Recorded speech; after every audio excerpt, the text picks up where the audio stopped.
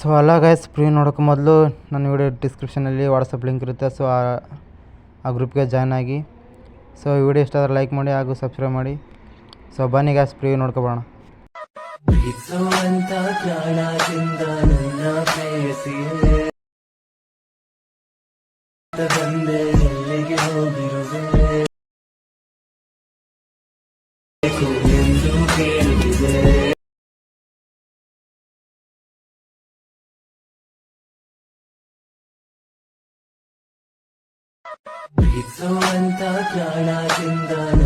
ಪ್ರೇಯಸಿಯೇ